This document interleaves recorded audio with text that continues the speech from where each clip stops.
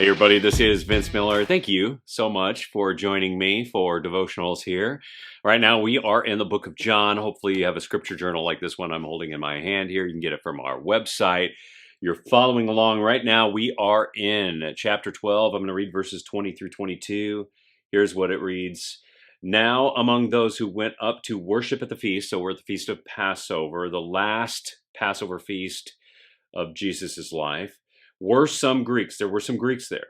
So these came to Philip, who was from Bethsaida in Galilee, and asked him, Sir, we wish to see Jesus. Philip went and told Andrew. Andrew and Philip went and told Jesus. So what we got here is we see the increasing popularity of Jesus, because if you didn't know it, he was a pretty popular guy. But he's not just popular among Jews. He's also popular now, we see, among the Greeks, the Gentiles. Now, at this moment, we all know that high-ranking religious Jews are rejecting Jesus. They are consciously planning his demise right now. And yet, at the same time, the Greeks express this kind of curiosity and even eagerness about kind of getting to know this guy. So that means that right at this moment in time, one group wants him gone, the other group wants to get to know him. And it's kind of an interesting moment. Now, this next statement I'm going to make is going to sound a little bit cliche in describing what's happening here, but I'm going to say it anyway, okay? Sometimes when God closes a door, he opens a window. And it kind of proves true in this instance, doesn't it?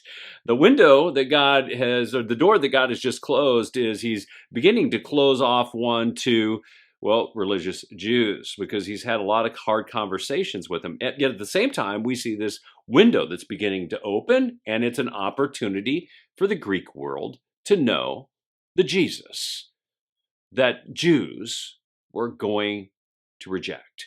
Which, by the way, this moment is a foreshadowing of what is about to happen in the coming weeks and months after the resurrection and ascension of Jesus. We know that the gospel is going to open up to the world. It's going to be a message for the world. And fellas, I think in this we see a very important lesson. Let me describe it this way.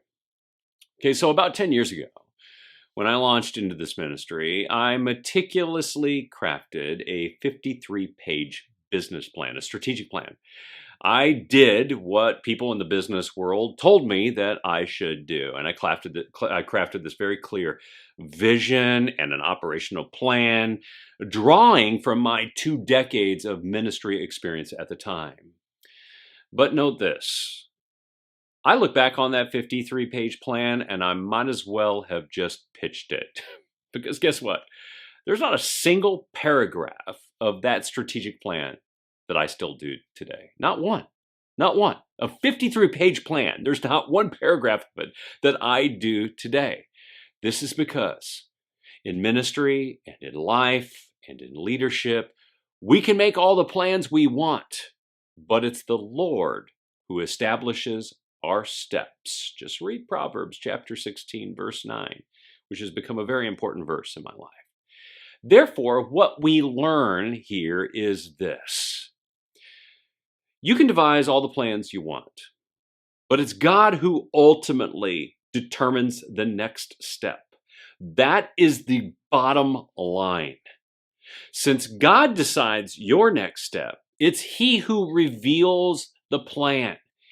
And in this text, while one group is scheming and devising and conspiring for the arrest and the trial and the scourging and the crucifixion of Jesus, there is a whole nother plan at play.